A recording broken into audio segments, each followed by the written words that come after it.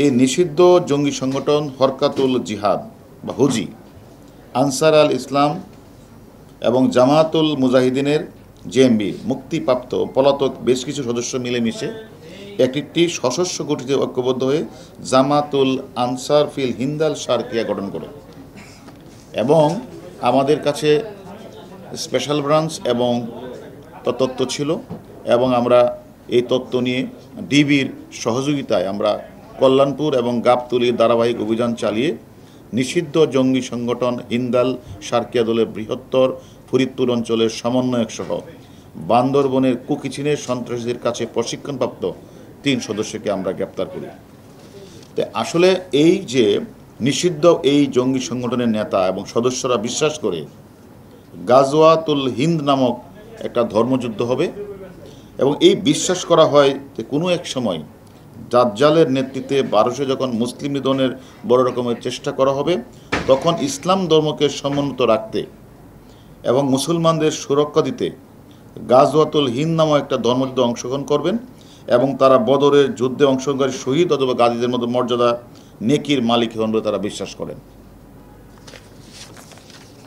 এমন বিশ্বাস এবং প্রচারণা উদ্বুদ্ধ হয়ে এক সময়ের হুজি ও জেএমবি সদস্য হিসাবে সামরিক প্রশিক্ষণপ্রাপ্ত জেল ও হাজতে বাস শেষে মুক্তিপ্রাপ্ত নিষিদ্ধ সংগঠনের বেশ কিছু নেতাকর্মী ময়মনসিংহ, ঝালকাঠি, ফরিদপুরের মাগুরা বিভিন্ন জেলায় যুবকরা গাজওয়াতুল হিন্দ এই অংশগ্রহণের প্রস্তুতি নিতে গঠন করে জামাতুল আনসার ফিল হিন্দাল শারকিয়া এবং বাংলাদেশের পুলিশ সফলভাবে জঙ্গি রাস্তানা ধ্বংস জঙ্গি তৎপরতা নিজেদের সফলভাবে দমন করতে পারায় এই জঙ্গি সংগঠন সমতল এড়িয়ে তারা এখন পার্বত্য জেলাগুলোতে প্রশিক্ষণের সুযোগ খুঁজছিল এবং খুঁজতেছিল।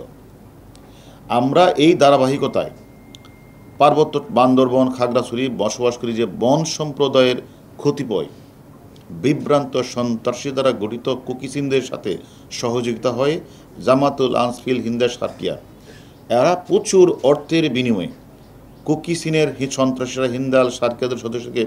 কীভাবে বৈরী পরিবেশে সার্ভাইভাল করতে হয়, আনআর্ম কমব্যাট, এসএল রাইফেল পরিচালনা, এক্সপ্লোসিভ ডিভাইস তৈরির ব্যবহার, সিওবিতে অংশগ্রহণ ইত্যাদি সে তারা প্রশিক্ষণ দেয় টাকার বিনিময়ে। বাংলাদেশের পার্বত্য জেলাগুলোতে কিছু বিচ্ছিন্নতাবাদী ও সন্ত্রাসী গোষ্ঠীর সাথে মিলে অপরাধমূলক কাজে জড়িয়ে পড়া, দেশকে অস্থিতিশীল করে জঙ্গির হেলাফত স্টেট প্রতিষ্ঠা, পার্শ্ববর্তী দেশগুলোকে নিষিদ্ধ সংগঠনের সাথে যোগাযোগ বজায় রাখা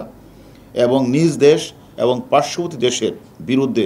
ধর্মযুদ্ধে জড়িয়ে শহীদ বা গাজী হওয়ার নেকি অর্জন করে রসদ সামগ্রী কর্মী সংগ্রহ তৎপর ছিল গ্রেপ্তারকৃতরা।